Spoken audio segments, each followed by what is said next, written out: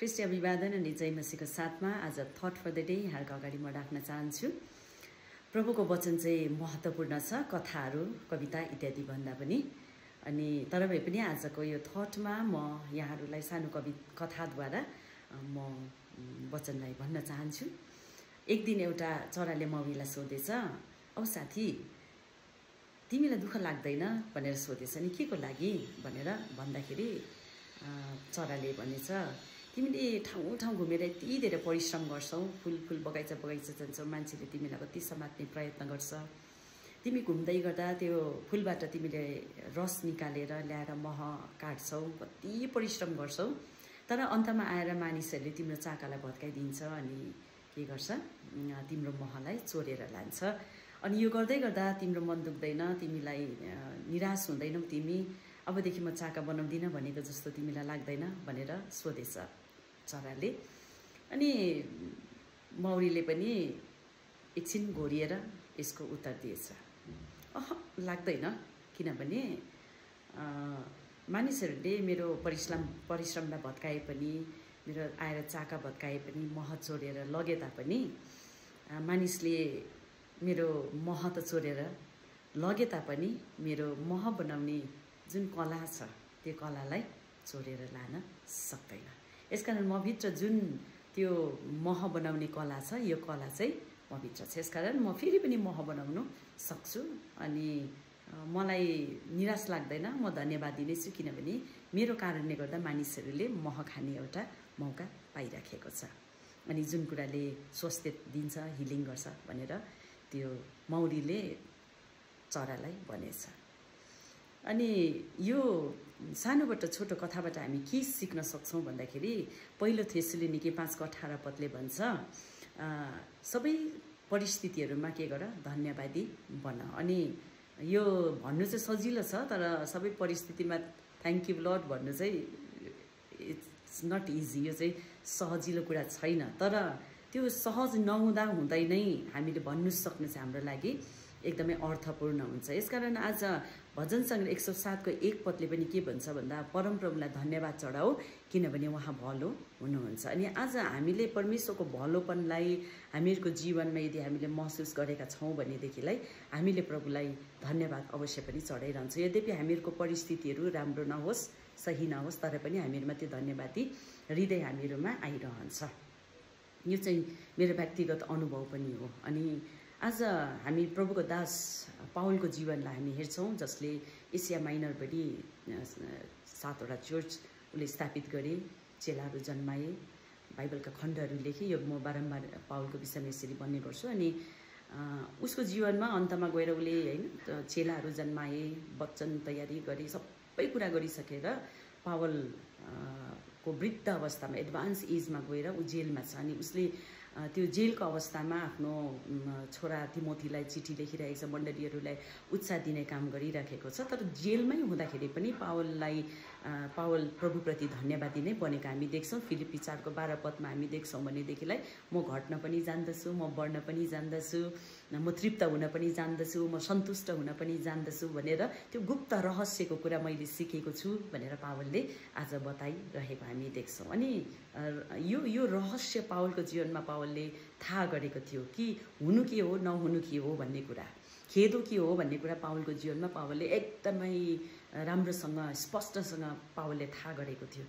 पावलले जुन मण्डलीलाई दुःख गरेको थिए, जुन ठाउँहरूमा चेलाहरू जन्माएका थिए, जहाँनिर मेहनत गरेको थिए, जहाँ परिश्रम गरेको थिए, अन्तमा त्यहाँको मानिसहरूले के भनेका छ, यिनीहरूले मलाई के गरेका छन्, छोडेर गएका छन्, यिनीहरूले मलाई त्यागिदिएका छन्, एसियामा हुने मान्छेहरूले त मलाई त वास्ता पनि गरेनन्, मेरो सुनवाईको दिनमा आएनन्। अनि पावलको यति धेरै गुनासो हुँदाखेरि पावलले भन्छ, चित्त त दुख्छ, मानिस हो, अनि यो हुँदाहुँदै पावलले भन्छ, तर मैले सिकेको छु कसरी तृप्त बस्नुपर्ने, धन्यवादी बस्नुपर्ने, म होइन सन्तुष्ट भएर बस्नुपर्ने सिकेको छु। अनि पावल रोमको जेलमा हुँदै गर्दा पावलले तिमोथीको पुस्तक लेख्दै गर्दाखेरि उसले भन्छ कि परमेश्वरको वचन त बन्धनमा रहँदैन। यद्यपि हि वाज इन जेल, ऊ एकदमै बन्धनमा छ, तर पावलले तिमोथीलाई सम्झाउँदै गर्दा होइन, दोस्रो तिमोथी 2 अध्यायमा भन्छ, तिमोथी परमेश्वरको वचन चाहिँ केमा रहनु जरुरी छैन, प्रभुको वचन चाहिँ बन्धनमा रहँदैन।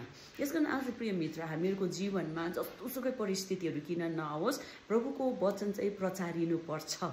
आज तपाईँ र मेरो जीवनमा मलाई त मैले गरेको जस्तो कामको जस भएन, मलाई खेदो भयो, मलाई मैले बोलेको मन पराएन, मैले प्रचार गरेको मन पराएन, मैले चर्च स्थापित गरेको मन पराएन, इत्यादि इत्यादि यहाँ थप्दै जाँदा हुन्छ भनेर हामी परमेश्वरको वचन प्रचार नगरी बस्नु सक्ने व्यक्तिहरू होइनौँ। यदि हामीलाई प्रभुको वचन, प्रभुको बुलावट हामीहरूमा छ भनेदेखिलाई।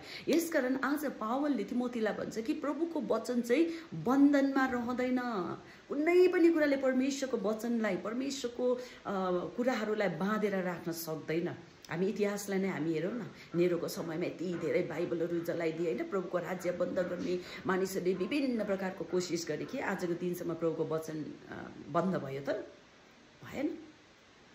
पत्रुस यूहन्नालाई खबरदार तिमीहरू प्रभुको कुराहरू बोलाउला भनेर उनीहरूलाई वार्निङ दिएका थिए। उनीहरूले के तपाईको कुरा सुन्ने कि हामी परमेश्वरको कुरा सुन्नु, हामी त प्रचार्नै पर्छ, हामी ख्रिस्टलाई प्रचार्नुपर्छ, येशूलाई प्रचार्नुपर्छ भनेर उनीहरूले प्रचारमा अगाडि लागिरहेको थिए। यसकारण प्रिय मित्रहरू, आज होला तपाईँहरूलाई मानसिक सतावट होला, खेद होला, विभिन्न प्रकारका कुरा होला, तर प्रभुको वचन प्रचार गर्न, प्रभुको सेवा गर्नको लागि नथामिनुहोस्। तपाईको जीवनलाई रित्तो पारे तापनि आज पावलले भन्छ कि प्रभुको वचन चाहिँ बन्धनमा रहनु हुँदैन। हामीले प्रचार गर्नुपर्छ ख्रिस्टलाई, अनि हाम्रो मृत्यु शय्यासम्म, हामीले हाम्रो अन्तिम साससम्म विभिन्न माध्यमद्वारा, जुन माध्यमद्वारा परमेश्वरले तपाईँ र मलाई बुलावट दिनुभएको छ, हामीले ख्रिस्ट प्रचार्नुपर्छ, ख्रिस्टको प्रेमलाई प्रचार्नुपर्छ, ख्रिस्टको क्षमादानलाई प्रचार्नुपर्छ, ख्रिस्टको पुनरुत्थानलाई प्रचार्नुपर्छ, हामीले ख्रिस्टको दोस्रो आगमनलाई प्रचार्नुपर्छ, हामीले भन्नुपर्छ प्रभुको कुराहरूलाई। अनि आज धेरैले प्रभुलाई चिन्नु जरुरी छ। अनि आज हामी धेरैचोटि हामीलाई मान्छेले रित्याउँदाखेरि हाम्रो कतिचोटि भावनात्मक कुराहरूमा हामी रीति पठाउँछौँ, मानसिक कुराहरूमा हामी रीति पठाउँछौँ। हामीमा त्यो कला हुनुपर्छ, रित्ताउँदै गरोस्। हामीमा परमेश्वरको त्यो आनन्द छ, त्यो शान्ति छ, त्यो जोय छ, प्रभुले दिनुभएको बुलावट छ। प्रभुले दिनुभएको बुलावट चाहिँ यदि पक्का हो भनेदेखिलाई तपाईँ र मेरो जीवनमा हामी ख्रिस्ट प्रचारिरहन्छौँ। तर बुलावट चाहिँ यदि पक्का होइन भने हामीले उहिले सेवाकाई छोडिसक्छौँ। मलाई सतावट आयो, छोडिदिउँ सेवाकाई, मलाई भन्यो हामी छोडिदिउँ, नभनौँ आजदेखि प्रचार नगरौँ भनेर भन्छौँ। तर ईश्वरीय बुलावटमा यदि तपाईँ र म कन्फर्म छौँ भने जुनसुकै माध्यमबाट किन नहोस् हामीले प्रभुको राज्यलाई स्थापित गर्नै पर्छ। अनि आज हामीहरूको जीवनको सोर्स चाहिँ, जस्तो हामी देख्छौँ त्यो मौरीभित्र जुन कला थियो, त्यो महलाई बनाउने कला, त्यो त उसको कसैले पनि खोज्न सकेन। पावललाई जेलखानामा हालिदियो, तर पावलको सुसमाचार सुनाउने तरिका, उसले पत्रहरू लेख्दै मण्डलीहरूलाई स्थिर गराउँदै, उत्साह दिँदै, अगुवाहरूलाई उत्साह दिँदै उसले पत्रमा लेखिरहेको छ। कसले रोक्न सक्यो परमेश्वरको काम? अनि त्यही प्रभुको वचनहरू आज तपाईँ र मेरो हातमा छ, अनि जुन ख्रिस्टको राज्य आज तपाईँ र मैले प्रचार गरिराखेका छौँ। यसकारण हामी एउटा परिस्थितिहरूको बीचमा प्रभुलाई धन्यवाद चढाउँ। यो परिस्थितिले तपाईँ र मलाई भत्काउने, यो परिस्थितिले तपाईँ र मलाई अब प्रभुको सेवाकाई गर्दिनँ भन्ने होइन, त्यसले त तपाईँ र मलाई झन् बेसी जमर्को गर्नुपर्छ। ओके, मैले त परमेश्वरको राज्यको काम गरिरहेछु, आउँदै गर्छ, म चाहिँ प्रभुको राज्यको काम अगाडि बढेछु। अनि हामीले पावलको जीवनबाट एकदमै ठुलो लेसन हामीले सिक्न सक्छौँ। यसकारण आज त्यो मौरीमा हनी बनाउने, मह बनाउने कला लानु नसकेको जस्तै तपाईँ अनि मेरो जीवनमा परमेश्वरले दिनुभएको त्यो बुलावट चाहिँ कसैले पनि लान सक्दैन। यसै कारण त भन्छ वचनले कि तिम्रो बुलावटलाई चाहिँ पक्का गर। आज किन धेरैजना मानिसहरूले सेवाकाई छोडेर आज होइन बिजनेसमा लागिरहेको छ, इत्यादि कुराहरूमा लागिरहेको छ, अरू कुराहरूमा लागिरहेको छ? किनभने त्यो बुलावट पक्का नभएको कारणले। यदि बुलावट पक्का छ भनेदेखिलाई तपाईँ र मेरो लागि ठाउँ ठुलो कुरा होइन। यो ठाउँमा भएन हामी अर्को ठाउँमा प्रभुको सेवा गर्न सक्छौँ। यो विचार, यो प्रकारको सेवाकाई भएन हामी अर्को प्रकारको सेवाकाई गर्न सक्छौँ। तर आज हामी we must know our calling, हामीहरूको बुलावट चाहिँ हामीले बुझ्नुपर्छ। यसकारण ख्रिस्ट प्रचारिनुपर्छ जस्तै अवस्थामा होस्। तपाईँ आज निराश छु, म प्रभुलाई म सक्दिनँ प्रचार गर्न, त्यो निराश अवस्थामा नै हामीले प्रभुलाई प्रचार गर्नुपर्छ।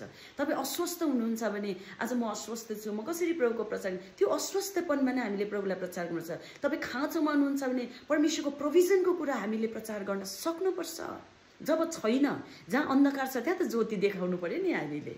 उज्यालो भएको ठाउँमा हामीलाई उज्यालोको जरुरी त पर्दैन। त आज हामीहरूमा जब अन्धकार हुन्छ, जब नकारात्मक प्रभाव हुन्छ, तब चाहिँ हामीलाई ख्रीष्टको वचनको कुराहरू, सकारात्मक कुराहरू चाहिँ हामीले प्रचार गर्नुपर्छ। यसकारण उज्यालोको ज्योतिको महत्त्व हुँदैन। त्यसले गर्दा अँध्यारो जहाँ छ त्यहाँ चाहिँ ज्योतिको महत्त्व हुन्छ। जहाँ निराश छ आशाको कुरा प्रचार गर्नुपर्छ। जहाँ खाँचो छ प्रभुको बन्दोबस्तको कुरा, प्रोभिजनको कुरा प्रचार गर्नुपर्छ। जहाँ खेदो छ परमेश्वरले सतावटमा सहायता गर्नुहुन्छ, म साथमा छु भन्ने कुराहरू, यो हामीहरूको जीवनको वास्तविक कुराहरू यदि हामीले ख्रीष्टलाई साँचोसँग हामीले चिनेका छौँ भनेदेखिलाई, यसकारण तपाईँ र म लेट्स नट बी डिस्करेज्ड। हामी निराश नहौँ, हामी बलियो हौँ। यसै कारण यहोशूको पुस्तकले भन्दछ 1 अध्यायमा कि तिमी निराश नहौ, बलियो हो, प्रभुको वचनमा बलियो हो भनेर प्रभुको वचनले भन्दछ। एक दिन शेक्सपियरले के भनेछ, हामी एउटा शेक्सपियर होइन, हामीलाई थाहा छ अनि शेक्सपियरले भनेछ, जब मेरोमा जुत्ता थिएन अरे तब म जुत्ताको लागि कम्प्लेन गर्थेँ अरे, रुन्थेँ अरे, मेरोमा जुत्ता छैन भनेर ऊ रुन्थेँ अरे, कम्प्लेन गर्थेँ अरे। तर जब शेक्सपियरले खुट्टा नभएको मान्छेलाई देखेछ तब उसले भनेछ, अब यो दिनदेखि मैले कम्प्लेन गर्न छोडेँ, यो दिनदेखि मैले रुन छोडेँ। आज हामीहरूको जीवनमा जब अर्कोलाई हामी हेर्छौँ, जसकोमा छैन उसकोलाई देखेर हामी खुसी मान्छौँ, धन्यवाद प्रभु भन्छौँ। जसकोमा दुःख छ, प्रचार गरिराखेको छ, यो अवस्थाहरू खराब हुँदाखेरि हामीले आफूभन्दा माथिकोलाई हेर्ने होइन, अब पढाइ त हेर त, पढाइ कस्तो फस्टिरहेको छ, पढाइ सेवाकाई हेर, पढाइ हेर। तर आज हामीले नभएका व्यक्तिहरूलाई यसो हेरौँ, जो सङ्कष्टमा पनि प्रभुको सेवाकाई गर्न छोडेको छैन, किनभने उसको जरा येशूमा छ। अनि आज हामी चाहिँ रित्तिएर, हामी खाली भएर पनि हामीले प्रभुको राज्यको सुसमाचारको काम गर्न छोड्नु हुँदैन। यस कारण जब मैले यो स्टोरी सुने अनि मलाई पावलको जीवन याद आयो अनि मलाई धेरै आशिष हुन्छ जब म पावलको जीवनलाई म पढ्छु, हेर्छु कि यस्तो सतावटको समयमा, खेदोको समयमा, इभन उसको क्रेडेन्सियलमाथि पनि प्रश्न गर्दाखेरि पावल त त्यति बेला झोकिएको छ, रिसाएको छ, तर पावलले भन्छ म ख्रीष्टको कामको लागि बोलाएको व्यक्ति हुँ। आज प्रभुले तपाईँलाई जुन क्षेत्रमा राख्नुभएको छ, जहाँ राख्नुभएको छ, जसरी सेवा गर्न बोलाउनु भएको छ, सायद मेरोमा भएको सेवकाईको वरदान यहाँहरूसँग नहुन सक्छ, यहाँसम्म भएको सेवकाईको वरदान ममा नहुन सक्छ। हामी सबैजना परिपूर्ण हुँदैनौँ, आफ्नो आफ्नो सेवकाईको क्षेत्र र बुलावट छ। त प्रभुले हामीले जहाँ राख्नु भएको छ हामी त्यहीँनिर नै बसेर हामी प्रभुको राज्यलाई विस्तार गर्ने, हामीहरूलाई रित्याउने कोसिस गर्दाखेरि पनि हामी रित्याउँ।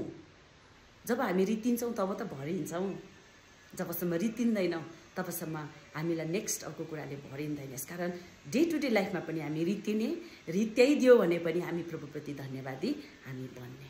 कचोटि तपाईँलाई लाग्छ नि, मैले जे गरेँ फलनाले पनि त्यही गरेछ भन्नेको जस्तो लाग्छ, त एटलिस्ट तपाईँ र म ब्लेसिङ भइराखेको हुन्छौँ अरूको लागि। तपाईँकोबाट सिकिरहेको छ, मेरोबाट सिकिराखेको छ, तपाईँकोबाट मैले सिकिराखेको छु, मेरोबाट यहाँले सिकिराख्नु भएको छ। त आज हामीहरूको जीवनमा रित्तिने भन्ने कुरा चाहिँ तपाईँ र मेरो जीवनमा प्रभुले वरदान दान दिनुभएको, लगाउने, बचाउने, प्रचार गर्ने जुन जुन दान वरदान दिएको छ, हामी रित्तिएर हामी अरूलाई पनि सिकौँ। हाम्रो वरदानहरू प्रभुले थप्दै जानुहुन्छ, रित्तिने कुरा। यसकारण रित्तियो भन्ने पनि हामी आशिषित हुन्छौँ। अनि रित्तिँदा चाहिँ हामी गनगन गर्ने होइन, कम्प्लेन गर्ने होइन, खै प्रभु भन्ने होइन, तर रित्तिँदा हामी प्रभुलाई धन्यवाद चढाउने। थेसलोनिको पुस्तकमा छ give thanks in all circumstances, हरेक परिस्थितिमा प्रभुलाई धन्यवादी देऊ। अनि यो चाहिँ सजिलो भएर मैले यहाँहरूलाई भनेको होइन, मेरै जीवनमा पनि सर्कमस्टान्सेसहरू बिग्रिँदा पनि मैले चाहिँ प्रभुले मलाई सिकाउनु भएको कुरा चाहिँ प्रभुलाई धन्यवाद चढाउने। अनि आज प्रभुलाई धन्यवाद चढाउँछ जब सर्कमस्टान्स हामी निराश भएर बस्छौँ है, सुगर पनि हामीलाई त्यति बेला हुन्छ, प्रेसर पनि हुन्छ, थाइरोइड पनि हुन्छ। प्रभुलाई म धन्यवाद दिन्छु, किनभने यस्तो यस्तो परिस्थितिहरूमा पनि परमेश्वरले हामीलाई बलियो बनाएर राख्नुभएको छ। अनि आज मैले मेरो आफ्नै स्वास्थ्यको कुरा गर्छु भने आइएम हेल्दी। प्रभुले मलाई आजको दिनसम्म एउटा दबाई पनि खाने अवस्था छैन मलाई है। प्रभुले यति स्वास्थ्य दिनुभएको छ। एउटा सर्कमस्टान्सेस एउटा ठाउँमा छ, प्रभुको आनन्द, प्रभुको शान्ति, प्रभुको उपस्थिति, प्रभुको त्यो अङ्गालो चाहिँ मैले महसुस गरेको छु मेरो जीवनमा। अनि म साँच्चै नै मेरो प्रभुलाई धन्यवाद दिन्छु। हालेलुया। अनि आज म यही यहाँहरूलाई उत्साह दिन्छु, यो सर्कमस्ट्यान्सेस, हाम्रो परिस्थिति बिग्रिँदा हामी रित्तिँदाखेरि हामी निराश भएर झन् तल तल तल गयौँ भने यसले झन् बेसी हामीलाई रित्याएर लान्छ, झन् खाली बनाएर लान्छ। अनि विभिन्न प्रकारको रोग र बिमारले तपाईँ र मलाई छोप्न थाल्छ। तर यो परिस्थितिमा रित्तिँदाखेरि मौरीले जस्तै मेरो मह बनाउने कला त मबाट लगेको छैन। हामीले पनि भनौँ न, मेरो बुलावट कसैले लान सकेको छैन। बुलावट चाहिँ सर्टिफिकेट कागजमा हुँदैन, बुलावट चाहिँ सोझै प्रभुले हामीहरूलाई माथिबाट दिनुहुन्छ। यसकारण एज लङ एज प्रभुको उपस्थिति, प्रभुको बुलावट यहाँहरूसँग छ, प्रिच क्राइस्ट, ख्रिस्टलाई प्रचार गरौँ, प्रचार गरौँ, प्रचार गरौँ। अनि प्रभुको राज्य चाँडोभन्दा चाँडो आउनेछ। म आशा गर्छु यहाँहरूले यो प्रभुको वचनबाट आशिष पाउनुहुनेछ। जय मसीह।